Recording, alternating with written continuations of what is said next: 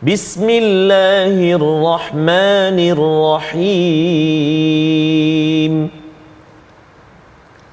الحمد لله رب العالمين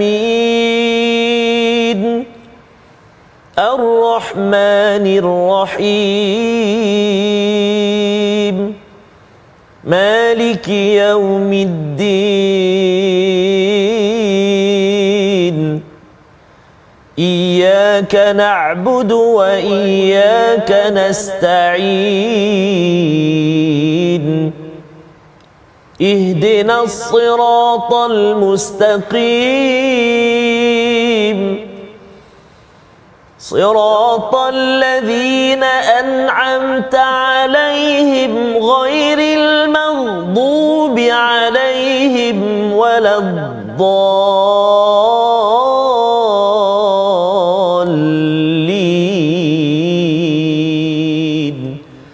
آمين صدق الله العظيم. Assalamualaikum warahmatullahi wabarakatuh. Alhamdulillah wassalatu wassalamu ala Rasulillah wa ala alihi wa man wala syada la ilaha illallah syadana Muhammadan abduhu wa rasuluhu. Allahumma salli ala sayidina Muhammad wa ala alihi wa sahbihi ajma'in. Amma ba'du. Apa khabar tuan-tuan dan puan yang dirahmati Allah sekalian? Kita bertemu dalam My Quran Time, baca faham amal pada hari ini untuk kita mengulang kaji beberapa halaman yang telah pun kita lewati pada minggu ini pada halaman 584 hingga 588 dan hari ini kita bersama bintang panel kita yang akan berkongsi permata-permata ulang kaji bagi halaman yang telah pun kita baca, iaitu Al-Fadil Ustaz Mustafa Suki. Apa khabar Ustaz? Alhamdulillah sihat. Alhamdulillah. Saya selamat datang sekali lagi ke teratak kami Quran Time. Ustaz Tar, apa khabar? Ya, alhamdulillah. Alhamdulillah Ustaz ya. Kuning ini ya. Kuning hari ini Ustaz ni di hujung-hujung semangat kebangsaan. Subhanallah. Insya-Allah ya.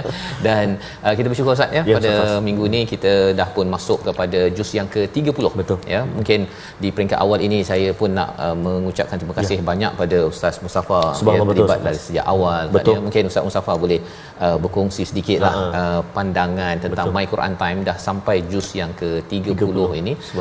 Beberapa minggu lagi kita akan khatam tadabbur daripada Al-Quran. Mungkin pendapat, cadangan, harapan Ustaz, silakan. Baik, bismillah wassalatu wassalamu ala Rasulillah. Ustaz Faz, Ustaz Tar. Jadi kalau kita tengok daripada sudut asalnya, Quran ini memanglah inilah matlamatnya untuk kita tadabbur, untuk kita lihat, untuk kita ambil buah-buah yang penting untuk kita amalkan dalam kehidupan kita. Sebab baca tu salah satu, tapi mentadabbur dan mengambil perkara-perkara, larangan, perintah dan sebagainya, dia merupakan perkara yang sangat penting. Dan rupanya benda ni adalah kesinambungan. Sebab daripada asasnya kita kata dia bukan tafsir, dia adalah tadabbur, perbincangan, dan tafsiran itu mungkin pergi terlalu panjang. Cuma daripada sudut asalnya kita dapat poin-poin penting, dan itulah saya tengok alhamdulillah yang menonton dan menyaksikan juga ada nota-notanya. Betul. Dan itu pun di-share dengan keluarga. Kemudian ada tindakan-tindakan yang diambil, kesan yang sangat besar. Mudah-mudahan itu amal jariah insya-Allah. Amin amin ya rabbal alamin. Jadi itu sebagai permulaan bagi slot ulang kaji kita pada hari ini. Beberapa siri lagi ulang kaji sebelum kita berlabuh pada My Quran Time kali ini, dan insya-Allah kita akan memulakan ya dengan doa kita ringkas. Subhanakala ilmalana illa ma 'allamtana innaka antal alimul hakim rabbi zidni ilma. Kita saksikan halaman 584 di mana kita akan memberi fokus kepada ayat 16 hingga 20, kisah Nabi Musa dibawakan dalam surah An-Nazi'at. Mengapa kisah ini dipaparkan? Kita tahu bahawa kisah Nabi Musa sepanjang Al-Quran ini sekitar 32 surah, dan ini adalah salah satu ya antara hujung-hujung Nabi Musa namanya berkumandang di dalam Al-Quran. Kita baca ayat 16 hingga 20 sebelum kita melihat apa yang dimaksudkan dengan istilah, ada istilah takut di dalam Al-Quran dalam surah ini, tetapi penggunaan khasyah, khauf itu diguna pakai. Kita baca dahulu ayat 16 hingga 20 dipimpin Ustaz Tarmizi. Silakan. Terima kasih Fadil Ustaz Fazrul. Bismillahirrahmanirrahim. Assalamualaikum warahmatullahi wabarakatuh. Alhamdulillah wassalatu wassalamu ala Rasulillah wa ala alihi wa sahbihi man wala wa ba'da. Tuan-tuan dan puan-puan, ibu-ibu, ayah-ayah sahabat Al-Quran, tak lupa kepada Al-Fadil Al-Ustaz Mustafa, bintang ilmuan kita yang banyak mengisi dan juga berkongsi ilmu dengan kita semua tentang tadabbur Al-Quran, dan harapan dan garapan daripada Al-Fadil Ustaz tadi, mudah-mudahan kita semua dapat ambil dan juga terus bersemangat dan Ustaz Musa, kita terus bersemangat untuk bersama dengan Al-Quran insya-Allah taala. Permulaan ini ayat 16 sehingga ayat yang ke-20 kita nak ajak ibu-ibu, ayah-ayah, tuan-tuan dan puan-puan sama-sama sambil-sambil barangkali duk ngeteh ke apa ke kan, sambil-sambil tengok TV tu, kalau boleh jomlah kita baca sekali insya-Allah. A'udzu billahi minasyaitonir rajim. إذ ناداه ربه بالواد المقدس طوى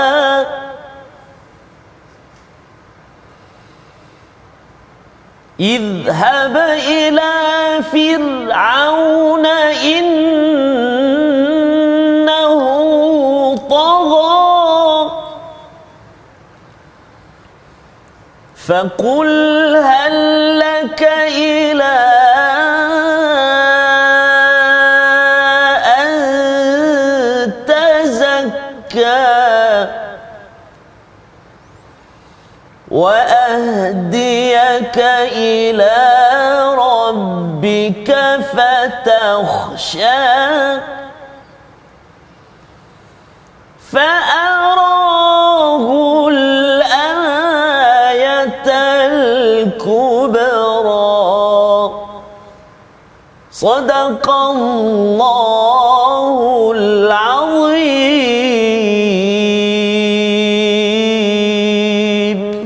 Surah Al-Azim, kita telah bacaan ayat 16 hingga 20 daripada surah An-Nazi'at ketika Tuhan memanggil, menyeru Nabi Musa di lembah suci iaitu Tua, pergilah engkau kepada Firaun, sesungguhnya dia telah melampau batas. Maka katakanlah kepada Firaun, adakah keinginanmu untuk membersihkan diri dan engkau akan dikupimpin di jalan Tuhanmu agar engkau takut kepadanya. Dalam ayat yang ke-19 ini dinyatakan tentang istilah fatakhsha, Ustaz ya, tentang takut. Tetapi kalau tengok juga di hadapan pada ayat yang ke-40, Allah menyatakan tentang orang-orang yang takut kepada maqama rabbih wa nahan nafsa 'anil hawa. Takut juga diterjemahkan pada ayat yang ke-40. Jadi berulang-ulang perkataan khasyah dan juga khauf ini di dalam surah An-Nazi'at. Apa beza di antara takut khasyah dengan takut khauf yang ada dalam surah An-Nazi'at ini sebagai pelajaran untuk kita bersama? Silakan Ustaz.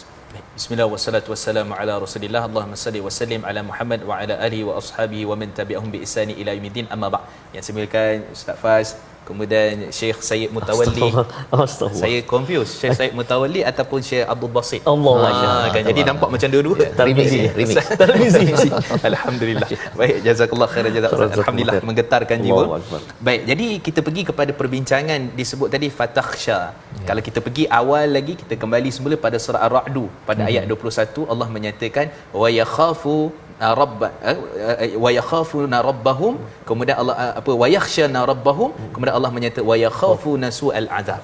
Jadi di situ sebenarnya ada dalam satu ayat.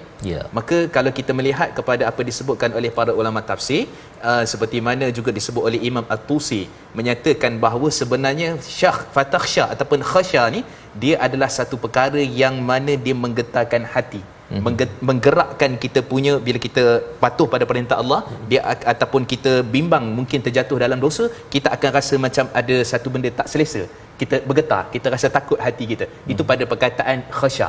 Adapun perkataan khauf ini dia adalah melibatkan benda yang mana dia berhenti terus. Dan ada sebahagian ulama menterbalikkan. Maksud khasya ni dia bergetar, dia macam inilah contohnya. Saya baru ni kena demam sebut upaya kan, influenza kan. Jadi kena tu ialah dia jadi macam panas sejuk bergetar-getar. Jadi bergetar-getar tu kita boleh kata sebagai khasya kan, khasya. Tapi khauf ni ialah dia dalam keadaan, ataupun sebahagian pula menyatakan bahawa khauf ni dia keadaan getar, dia keadaan tak bergerak tu dalam keadaan rasa takut juga tapi bergetar dan juga bergerak. Kalau khasya dia diam terus. Maksudnya kalau tadi kita demam tadi tu, makan ubat tidur terus. Jadi maksud tak bergerak terus. Jadi di sini Allah menggunakan perkataan fatakhsha untuk Firaun ni supaya dia bukan sekadar takut biasa-biasa, bukan sekadar bergetar sekejap, tapi untuk dia betul-betul beriman, terus patuh tunduk pada Allah Subhanahu Wa Taala. Baik, itu pada pandangan pertama di kalangan para ulama tafsir. Yang kedua disebut oleh Imam Ibn Qayyim dan juga sebahagian ulama-ulama yang lain, menyatakan perkataan fatakhsha ni dia benda yang kita boleh nampak secara panca indera. Maksud bergetar muka, memek muka rasa tu kan. Tapi khauf ni benda dalam hati. Benda dalam hati yang takkan dapat dipancarkan melainkan dia sendiri tahu yang dia tu takut kepada Tuhannya. Itu yang kedua. Yang ketiga pula ada lagi yang nak menjelaskan lagi, menyatakan bahawa bila sebut khasya ni biasa dia melibatkan akhirat. Sebab tu kalau tengok kaitan dengan ayat 40 tu, sesiapa yang mana takut kepada Tuhannya, di sisi Tuhannya, kemudian juga apa yang dia kena buat waktu dekat dunia, dia kena tahan nafsu dia kena pelihara daripada segala-galanya, kerana itu urusan takut di dunia membawa khasya kepada akhirat. Jadi apa berkaitan dengan kehidupan kita? Kaitan dengan kehidupan kita dua-dua kena ada. Perkataan khasya maksudnya takut yang menggeletar hanya sekadar bila kita jumpa dengan ayat Allah hari kiamat, sebab juzuk akhir-akhir ni tentang kiamat. Jadi bila kita tengok, kita baca, kita rasa takut, dan kemudian khauf itu juga berterusan membawa kita kepada akhirat. Jadi dua-dua item ni sangat penting untuk kita aplikasikan dalam kehidupan kita, dalam apa setiap perbuatan kita. Masya-Allah ya. Jadi itu adalah potensi yang perlu dibina Ustaz ya. Sebenarnya satu potensi emosi namanya takut.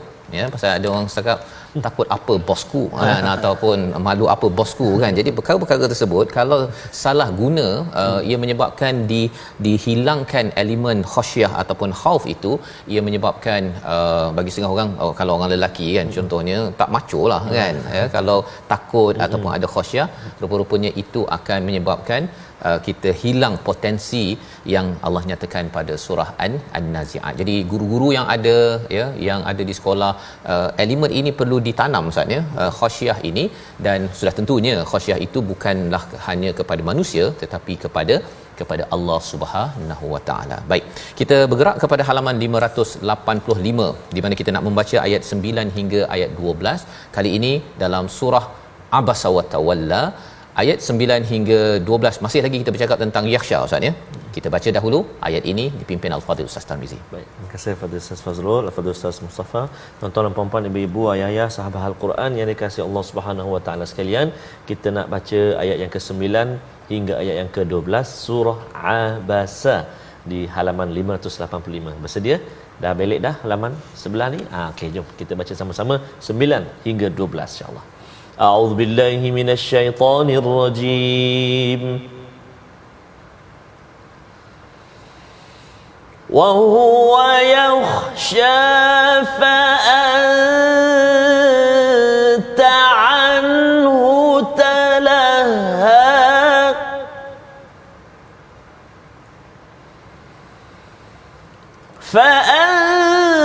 فأنت عنه تلهى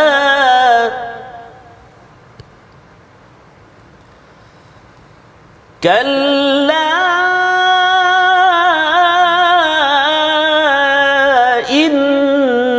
إنها تذكرة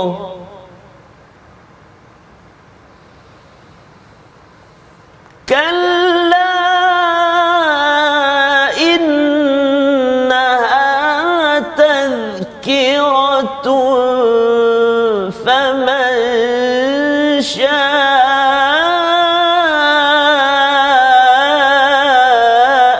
ذكره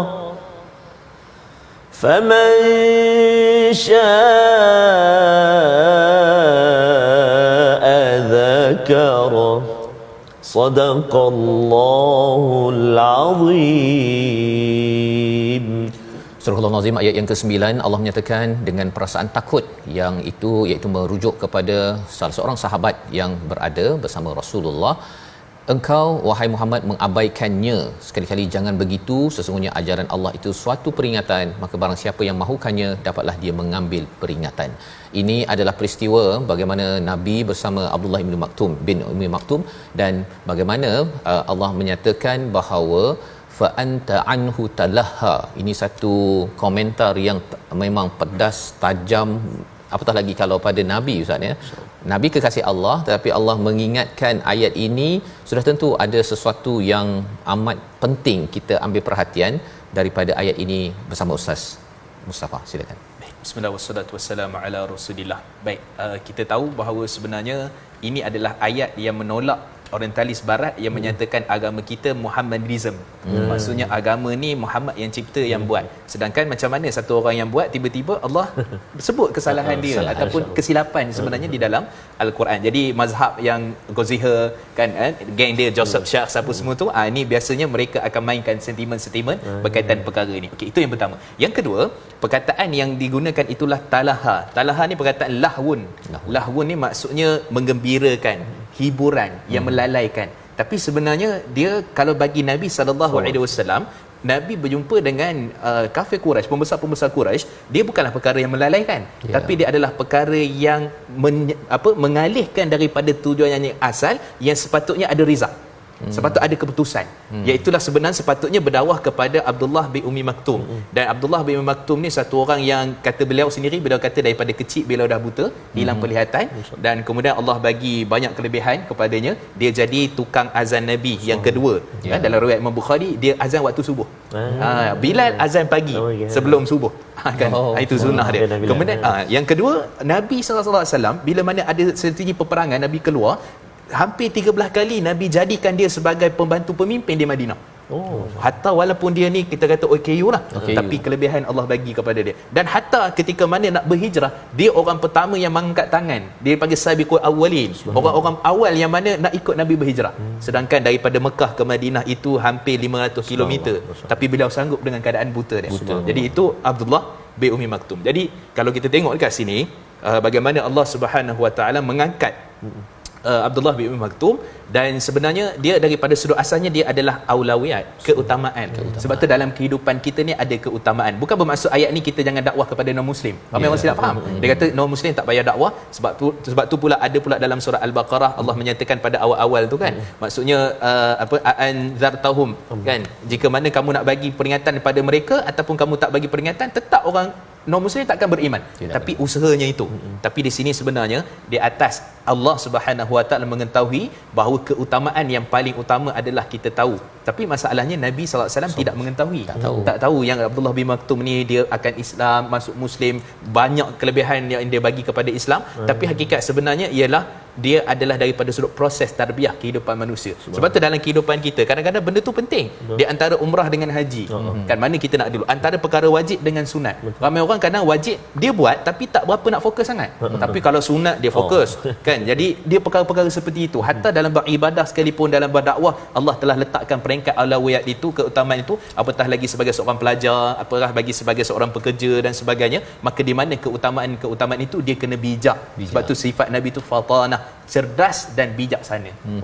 Terima kasih diucapkan kepada Al-Fadhil Ustaz Mus menceritakan tadi tentang keutamaan. Maksudnya poinnya ialah keutamaan, dan dalam dakwah, dalam ibadah semuanya memerlukan kepada keutamaan. Dan itulah komentar tentang talaha tadi ya. Bukannya Nabi berhibur ke ataupun buat perkara yang sia-sia, tetapi Nabi ditegur untuk pastikan ya memberi keutamaan. Dan sudah tentunya Allah boleh beritahu awal Ustaz ya, tetapi Allah beri peristiwa ini berlaku dahulu, turun wahyu untuk menjadi pelajaran kepada kita, masya-Allah, dan sekaligus menjadi hujah bahawa ini bukannya ajaran daripada Nabi Muhammad kan. Maksudnya perkataan Nabi Muhammad sallallahu alaihi wasallam disebabkan orang tulis buku tak ada Ustaz ya, nak ini kelemahan saya kan, dia mesti buang yang tu yang cantik-cantik. Paling hebat pun cakap kalau ada kelemahan hamba yang fakir sila komen kan. Itu sahaja. Jadi ini adalah satu pelajaran yang kita ambil daripada surah Abasa, dan kita ingin teruskan pada muka surat 586 surah At-Takwir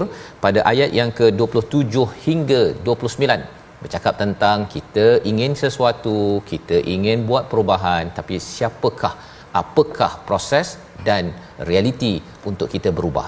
Ayat 27 hingga 29 bersama Al-Fadhil Ustaz Tarmizi. Terima kasih Al-Fadhil Ustaz Fazrul, Al-Fadhil Ustaz Mustafa. Tuan-tuan dan puan-puan, ibu-ibu, ayah, sahabat Al-Quran yang dikasihi Allah Subhanahu Wa Taala sekalian, subhanallah, menarik kita dapat belajar hari ini, subhanallah. Kita nak masuk pula ni surah At-Takwir. Kalau surah Abasa tadi memang kita selalu dengar lah. Betul. Dan juga barangkali selalu juga telusuri kisah-kisah, terutamanya yang awal-awal tu kan, pasal kisah Abdullah bin Ummi Maktum. Kalau surah yang kita nak tengok sekarang ni At-Takwir ni, ni memang jarang baca, jarang telusuri makna dia.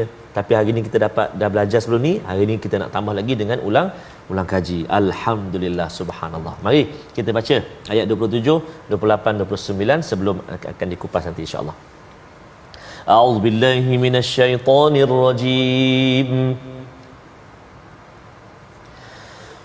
In huwa illa dzikrul lil alamin.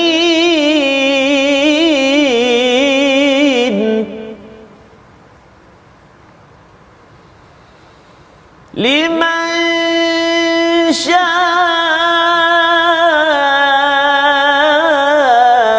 minkum an yastaqim. Wa ma tasha'una illa an yasha'a Allahu rabbul alamin. Illa an yasha'a Allahu rabbul alamin. Sadaqallahul azim. Surah Al-Azim Al-Quran itu tidak lain adalah peringatan bagi seluruh alam, iaitu bagi siapa di antara kamu yang mahu menempuh jalan yang lurus dan kamu tidak dapat menempuhnya kecuali dengan kehendak Allah, Tuhan seluruh alam. Apakah yang dimaksudkan dengan jalan lurus yastaqim, yang ada kaitan dengan masyiah, tentang kehendak dengan izin Allah Subhanahu Wa Taala. Kita berehat sebentar, kembali semula selepas ini dalam Al-Quran Time, baca faham aman insya-Allah.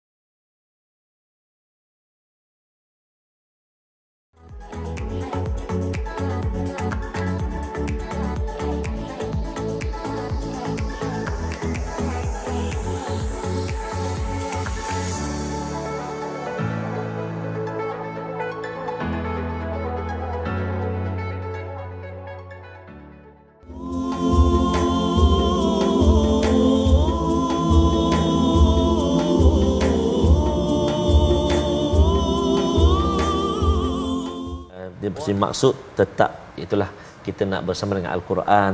Moga-moga Al-Quran terus bertakhta di hati kita, dan bila kita baca Quran hati jadi tenang insya-Allah. Walau segunung ujian daripada Allah SWT, itulah penawarnya antaranya, itulah Al-Quran. Yang seolah-olah bila kita bercerita, kita menceritakan, bila kita baca tu kita menceritakan apa masalah kita kepada Al-Quran. Dan bila kita baca, kita ceritakan masalah kita kepada Al-Quran, dia tidak ceritakan pada orang lain. Kan? Lepas tu dia seolah-olah menyelesaikan masalah kita. Antaranya bila kita baca itu, lepas tu tenang rasa Allah buka jalan. Amin ya rabbal alamin insya-Allah. Jadi insya-Allah kita nak terus menyambung 3 ayat yang kita baca tadi dengan Tarannum Sikah tadi. Apakah intisarinya ataupun tadabburnya? Silakan Fadil Safas. Ya, terima kasih diucapkan pada Ustaz Tarmizi bercakap tadi tentang Quran Ustaz ya. Zikrul lil alamin, ya, peringatan kepada seluruh alam. Liman syaa minkum an yastaqim, pada ayat 28. Itu yang kita ingin fahami. Bagi siapa yang ingin yastaqim, apa maksud yastaqim? Kalau biasa kita baca Ustaz, ihdinas siratal mustaqim, kan? Tetapi bila diberikan penekanan di sini itu apa asasnya dan apa yang perlu ada pada jiwa kita agar kita mendapat apa yang dipuji Allah dalam ayat ini. Silakan Ustaz. Bismillah wassalatu wassalamu ala Rasulillah. Ustaz Faz, sidang penonton, Ustaz Tar. Jadi bila kita melihat kepada ayat ini, dia sebenarnya bila sebut istiqamah ni kita biasa dengar, mustaqim kita biasa dengar, yastaqim ni ada tapi jarang-jarang. Kan? Jadi yastaqim ni dia sebenarnya asal daripada qawama. Qawama ni maksudnya kuat, kukuh, benar, lurus. Jadi kalau kita tengok pada perkataan asal yastaqim ni, dia kalau dalam bahasa Arab dia panggil fi'il mudhari' lah. Iaitulah dalam keadaan, iaitulah sentiasa berada dalam kebenaran, sentiasa berada tegak, sentiasa berada lurus. Itu maksudnya. Maka Allah menyatakan dekat sini, kalau kita tengok sangat cantik ayat Quran ni, akhir pada ayat 28 tu lil alamin, untuk seluruh alam, semesta alam. Kemudian liman sya', bagi sesiapa yang kehendaki. Lam tu dalam bahasa Arab dipanggil ibdal. Ibdal tu kembali kepada alam. Maksudnya ialah bukan semua orang yang nak benda ni. Bukan semua orang yang nak istiqamah. Sebab manusia ni, dia kadang-kadang ada 3 kategori lah. Biasanya dia memang terus dalam, kita kata, dosa, maksiat dan sebagainya. Ada yang kedua ni, dia kadang-kadang dia buat, kadang-kadang dia tak lurus, tak benar, dia jatuh. Kadang-kadang dia terbuat dosa dan sebagainya. Dan yang ketiga ni, orang yang terus yastaqim, terus lurus, benar, tepat. Jadi kalau kita tengok pada ayat ini, Allah Subhanahu Wa Taala sebenarnya bukanlah memberikan pilihan, tapi yang Allah kehendaki yang benar tu. Sebab bila tengok contoh dalam surah Kahfi, Allah kata faman syaa'a falyu'min wa man syaa'a falyakfur. Siapa nak silakan beriman, siapa yang nak silakan kufur. Bukan maksud pilihan. Maksudnya Allah pujuk kepada hati manusia ni supaya melihat apa yang Allah telah sebutkan. Sebenarnya ayat ni, kata Nabi SAW dalam riwayat Imam Tirmizi dan juga Imam Ibnu Majah, siapa nak tengok betul-betul real kiamat depan mata, tengok ayat surah ni. Sebab mula-mula tu dah tengok bergulung lah, hancur itu dan sebagainya. Itulah gambaran kiamat yang sebenar. Maka Nabi sebut tengoklah pada ayat ni. Jadi bila dah cerita pasal kiamat, cerita tentang bagaimana keadaan dihapuskan, hancur dan sebagainya, maka tiba-tiba Allah kata, wahai ni penduduk sekian alam, kamu tengoklah siapa yang kamu nak tu silakan. Sebab Allah dah cerita kat atas tadi, tapi siapa yang nak tu ikut kepada kamu lah. Jadi di sini maksudnya berdoa untuk meneruskan kepada hidayah, jadi terus lurus, terus benar, terus tegak. Dia satu benda yang kita sering ulang-ulang dalam solat dan sering kita kena buat. Sebab tu dalam kita berbisnes, dalam kita belajar, dalam kita apa ni, kadang-kadang dia ada stres dia, ada rasa malas, ada rasa apa. Tapi bagaimana kita nak tu, kita nak teruskan itu, maka yang itu tak adalah bergantung harapan pada siapa, melainkan pada Allah Subhanahu Wa Taala. InsyaAllah ya. Jadi itu adalah panduan bagaimana untuk kita istiqamah, kuat semangat Ustaz ya. Kuat semangat dalam hidup kita ni, kerana ada masa kita malas, ada rasa tak bersemangat, tetapi bila dibawakan tentang hari kiamat, kiamat sudah dekat ya. Kiamat sudah dekat. Kalau kita jelas kiamat sudah dekat dengan kandungan daripada surah At-Takwir ini, dia akan bangkit balik Ustaz ya. Pasal apa? Masa kita tak panjang. Tuan-tuan yang berada di rumah ya, yang sedang bertugas, bahawa kita perlu baiki dan terus bergantung harap pada Allah Subhanahu Wa Taala untuk membantu kita pada jalan ini. Jadi ini pelajaran daripada surah At-Takwir. Jangan putus asa lah Ustaz ya. Jangan putus asa, dan mesti ada kehendak yang kuat dengan berdoa kepada Allah Subhanahu Wa Taala.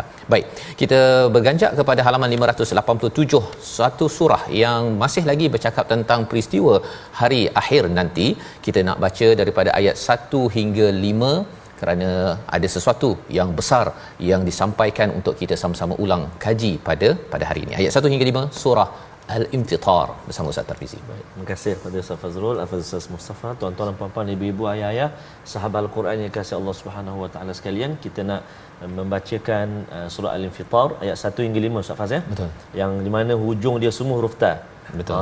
Hujung dia, akhir dia semua huruf ta, subhanallah. Dan antaranya ayat yang keempat, yang mencabar sebutannya, dan saya kira mencabar juga maksudnya. Akan dikongsikan sekejap lagi. Baca dulu Baca dulu. Ibu ayah sekalian, jom kita baca dulu ayat 1 hingga 5. A'udzubillahi minasyaitonirrajim. Bismillahirrahmanirrahim. إذا السماء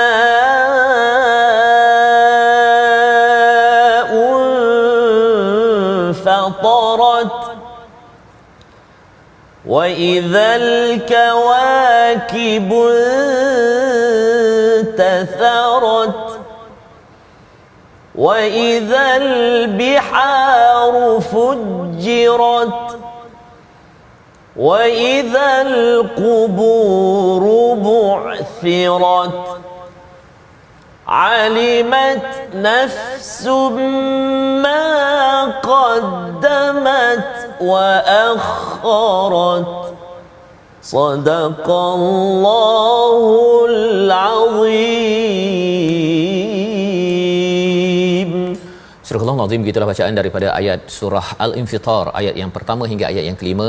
Apabila langit terbelah dan apabila bintang-bintang jatuh bertaburan dan apabila lautan bergelora dan apabila kubur-kubur itu dibongkar, maka setiap orang akan mengetahui apa yang telah dilakukan dan apa yang dilalaikan.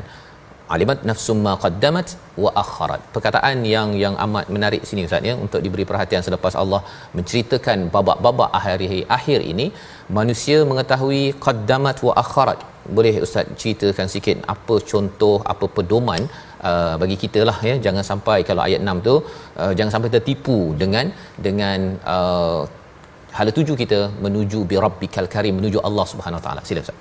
Bismillah wassalatu wassalamu ala Rasulillah. Sidang penonton, Ustaz Faz, kemudian Ustaz Tar, kalau kita kembali kepada ayat ini cerita lepas bangkit daripada kubur. Yang bangkit daripada kubur ini, kalau kita tengok daripada sudut asasnya, dia ada dalil daripada Quran dan hadis tentang cerita azab kubur dan cerita tentang kebangkitan manusia. Dan awal-awal kebangkitan itu kita terus ke mahsyar dan kemudian kita akan tahu apa yang kita pernah buat sewaktu mana dekat dunia. Jadi pada ayat ini sebenarnya kalau kita perhatikan betul, setiap diri itu akan mengetahui apa yang dia telah lakukan, qaddamat wa akhar. Qaddamat wa akhar ni pertama, qaddamat sejak dia baligh.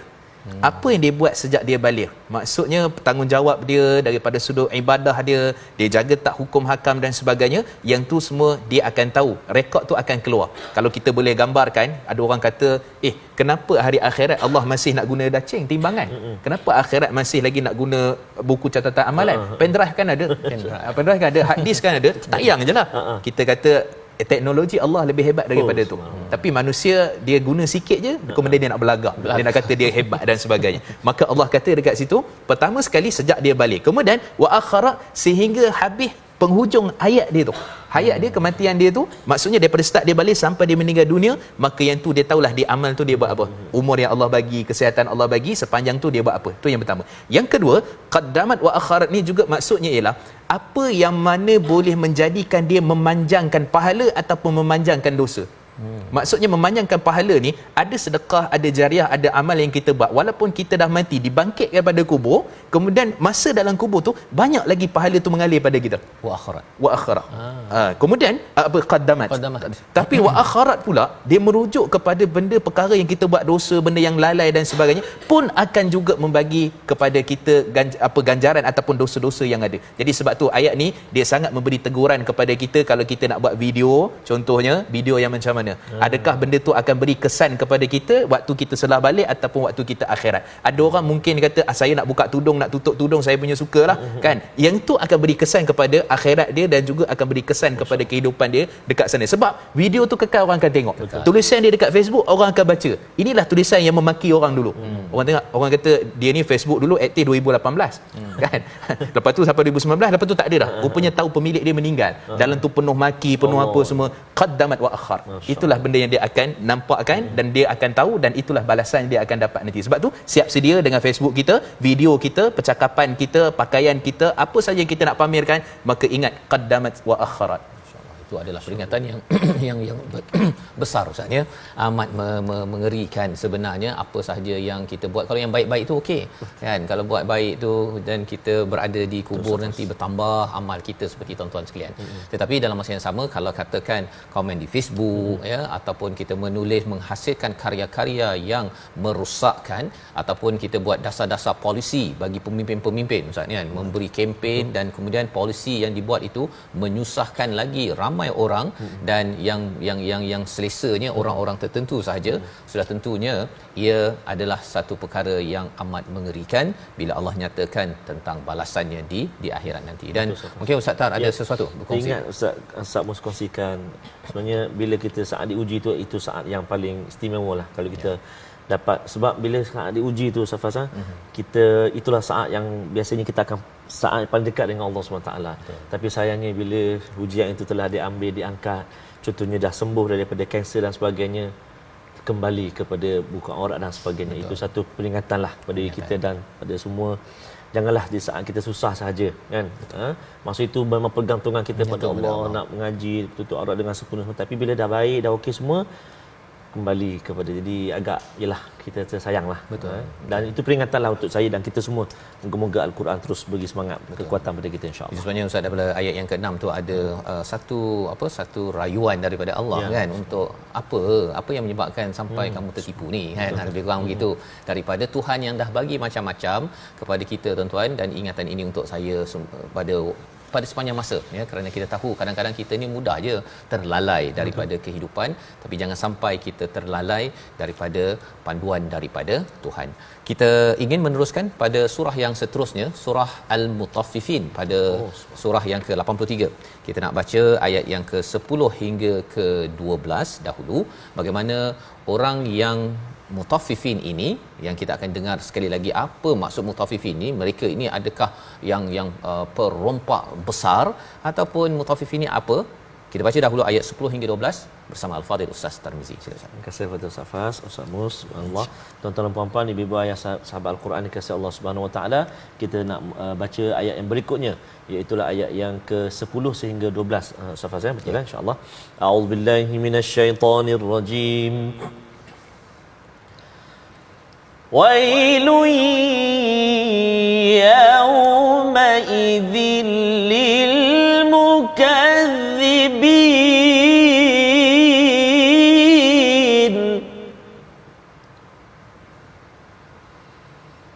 الذين يكذبون بيوم الدين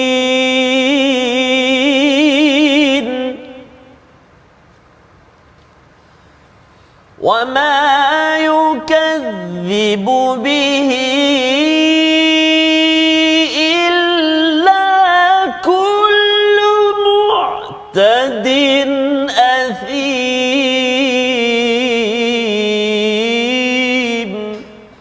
صدق الله العظيم.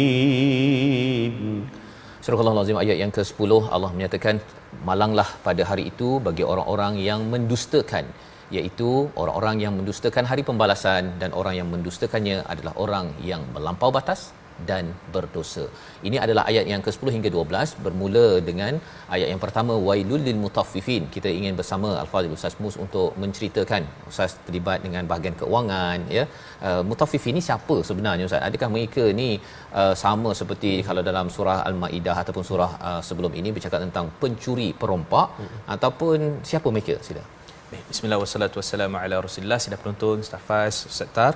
Jadi surah Mutaffifin ni dia sebenarnya isu berkait dengan muamalat lah, pengurusan kehidupan, terutama keuangan dan pendapatan. Jadi Mutaffifin ni asalnya dia mengurangkan sikit sukatan timbangan je.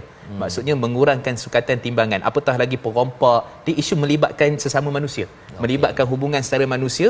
Ada orang mungkin dia jual sayur yang batang keras-keras, yang dah tua dia letak kat dalam, yang cantik letak kat depan. Kalau jual contohnya ikan 5 ekor kat atas cantik, kat bawah dah perut dah tak elok. Kalau jual makanan, jual yang basi. Maka semua ini berkait dengan mengambil hak orang. Jadi sebab tu Allah kata wailun. Wailun ni kalau dia punya deep, dia punya tu celakalah. Celakalah ni maksudnya dia bukan mencarut, bukan apa.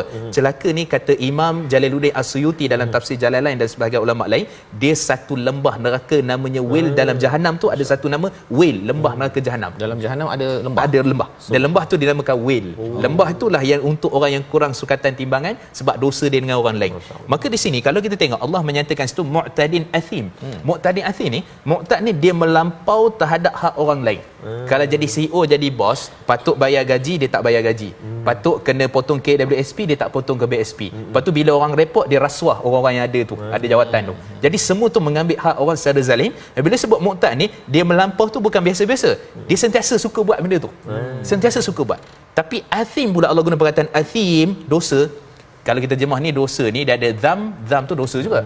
Athim ni dosa juga. Tapi athim Allah guna ni, dia dosanya macam mana? Dia tak pernah suka kepada kebaikan. Dosa dia tu tak pernah akan suka dan rasa nak kepada kebaikan. Maksudnya sentiasa dalam kejahatan. Kalau dia menipu, kalau dia apa semua dan sebagainya, maka sebab tu kalau kita perhatikan hari ni, kalau penipuan dalam pelaburan, dalam apa, jangan jadi mu'tadin athim. Maksudnya kalau kita nak bertaubat, kita kena pulangkan balik hak, kena bagikan apa yang sepatutnya. Jangan jadi sekurang-kurang tu dah kena neraka wil, apakah lagi menipu, membohong, buat perkara-perkara yang boleh mengambil hak manusia secara zalim, maka itu perkara yang Allah tegur dalam ayat ini. Daripada sekecil-kecil perkara sampai sebesar-besar perkara tak payah bincang, tentu dia memakan perkara yang lebih besar, menjadikan dosa yang lebih besar. Wallahu a'lam. Terima kasih ucapkan pada Al-Fadhil Ustaz Mus bercerita bagaimana maksud al-mutaffifin tadi Ustaz ya. Maksudnya mengurangkan timbangan, ataupun kalau dia minta, kalau dia berjual tu lebih-lebih pula kan yang dia mintanya, maka inilah yang digelar sebagai mutaffifin, sebagai satu ancaman bagaimana kita bertransaksi Ustaz ya, bertransaksi dalam hidup kita seharian, bekerja, kita dapat gaji ya, kalau kita 8 jam tu 8 jam lah ya kalau itu istilahnya. Tapi kalau katakan yang sepatutnya disampaikan, masa kadang-kadang mencabar juga Ustaz kan, apa yang diharapkan daripada 8 jam. Ada orang kata bukan 8 jam, yang penting kerja siap contohnya. Tapi tak siap-siap juga kan, sampai 5 minggu pun masih lagi ya Minta OT pula. masuk minta OT, overclaim dan sebagainya. Jadi perkara-perkara ini adalah peringatan daripada Allah Subhanahu taala. Dan antara sebab pentingnya yang dinyatakan pada ayat yang keempat itu, ala yadhunnu ulaika annahum mab'uthun ya. Mungkin Ustaz boleh cerita sikitlah ayat yang keempat ini, pasal ia ada kaitan dengan bagaimana kita nak membina generasi Ustaz ya, pemimpin dalam rumah, di tempat kerja yang tak terlibat dengan mutaffifin ini, yang dikaitkan dengan ayat keempat. Sila. Baik. Nabi SAW sebutkan kepada kita dalam hadis sahih riwayat Imam Muslim, ad-dunya sijnul mu'min wa jannatul kafir. Dunia ni adalah penjara bagi orang beriman dan juga adalah syurga bagi orang-orang kafir. Tapi jangan jadi terbalik. Orang beriman pun anggap dunia sebagai syurga. Maksudnya syurga ni dia sentiasa nak alhaakumut takatsur, berlumba-lumba nak kumpul pahala, nak apa dan sebagainya, dan akhirnya memberikan dia punya kehidupan itu dia rasa macam dia tak dibangkitkan. Dunia ni seolah-olah macam tempat dia, syurga dia, dan jangan jadi macam tu. Sebab tu Nabi ingatkan kepada kita, di sana ada hukum hakam, bab muamalat, transaksi, riba dan sebagainya, kezaliman, rasuah, penipuan, maka yang itu penjaranya. Dan kemudian kita jangan keluar daripada penjara itu. Maka di situlah Allah Subhanahu Wa Taala ingatkan kepada kita, jadi satu orang yang sentiasa dalam lingkaran yang berpandu pada Quran, dan sentiasa ada penjara yang mengelilingi kita. Kerana apa? Penjara itu Allah nak bagi kebaikan dekat akhirat nanti, bukan semata-mata dekat dunia. Rasa azab dunia tapi akhirat kelebihan. Masya-Allah ya. Jadi bila cakap tentang sijin ni tadi tu, orang yang kat penjara masih boleh makan lagi Ustaz ya. Maksudnya taklah macam di akhirat nanti makan di dalam penjara di sana itu ialah dengan zakum, dengan segala perkara yang amat menyeksakan. Dan apa yang Ustaz kongsikan tadi itu adalah satu mindset yang penting ya, terutama apabila kita berhadapan dengan pelbagai peluang.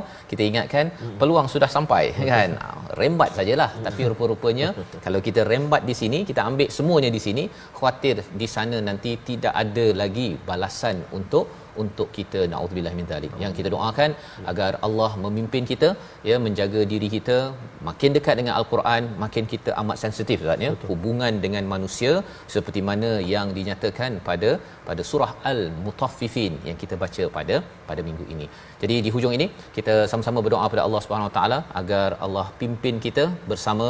Saya bersama dengan Ustaz Mus untuk mengetuai bacaan doa. Silakan. A'udzubillahi minasyaitonirrajim. Bismillahirrahmanirrahim. Alhamdulillahirabbil alamin wassalatu wassalamu ala asyrafil anbiya'i wal mursalin wa ala alihi wa ashabihi ajma'in. Allahumma faqihna fid din wa 'allimna ta'wil wa hdina siratal mustaqim wa hdina siratal mustaqim wa hdina siratal mustaqim. Allahumma arzuqna al istiqamah. Rabbana atina fid dunya hasanah wa fil akhirati hasanah wa qina adzabannar. Wa sallallahu ala sayyidina Muhammad wa ala alihi wa ashabihi wa man tabi'ahum bi ihsan ila yaumiddin walhamdulillahirabbil alamin. Amin ya rabbal alamin. Moga-moga Allah mengabulkan doa kita pada hari ini Ustaz ya. Sama-sama kita menjadi orang-orang yang sentiasa beramal. Kita sudah pun berada pada juz yang ke-30 dan juz 30 ni Ustaz ya. Ustaz Tan mungkin boleh berkongsi sikitlah kan. Apa tips-tips penting ya berkaitan dengan juz 30 ini agar kita istiqamah dan dalam masa sama juga kita tadabbur ini agar terus faham. Betul Ustaz. Terima kasih Al-Fadhil Ustaz Fas, Al-Fadhil Ustaz Mus, tuan-tuan dan puan-puan ibu ayah yang dikasihi Allah Subhanahu Wa Taala sekalian. Kalau kita melihat ada setengah-setengah atau sebahagian daripada sekolah-sekolah tahfiz antaranya saya yang memberi pendedahan kepada anak-anak untuk menghafal Al-Quran bermula daripada juzuk yang ke-30. Ini nak baik biasakan. Kita lihat ayat dia barangkali ketika anak-anak kita kecil biasa dengar ayat yang terletak di juzuk 30, mengaji pun dengan ustaz-ustaz juzuk 30. Jadi dimulakan dengan juzuk yang ke-30. Jadi jangan kita menganggap juzuk yang ke-30 ini adalah habislah. Bahkan sebenarnya ialah barangkali pembuka ataupun pemula untuk kita terus berinteraksi, untuk kita terus berkenalan dengan Al-Quran, memahami isi kandungnya dan mempelajari selok-belok tajwid dan sebagainya. Sebab kalau kita perhatikan dalam juzuk yang ke-30 ni ada surah yang akhir dia dengan ma'aril sukun panjang, ada yang berakhir dengan mad'i dua harakat, ada yang berakhir dengan ta, mana tak ada mat. Jadi semua ada dah. Maksudnya dalam juzuk kita ni banyak yang kita boleh pelajari dan telusuri. Moga-moga walaupun kita sudah berada di akhir, janganlah sesekali kita menjadikan Al-Quran itu akan berakhir dalam kehidupan kita. Bahkan kita nak cuba nak buat yang terbaik dan bersama dengan Al-Quran yang sebaik-baiknya, insya-Allah taala. InsyaAllah ya, moga-moga itu akan menjadi inspirasi kepada kita Ustaz ni untuk terus berjuang. Dan tuan-tuan jangan lupa untuk bersama dalam tabung gerakan Al-Quran untuk kita bina platform bersama, kita gerakkan kempen baca, faham dan amal. Kerana kita tahu bahawa bila ada kesungguhan untuk membaca itu diteruskan dengan kefahaman, maka insya-Allah kita akan membuat perubahan dengan izin Allah menuju kepada Tuhan. Kita bertemu lagi pada siri akan datang, halaman baru My Quran Time, baca faham amal, insya-Allah.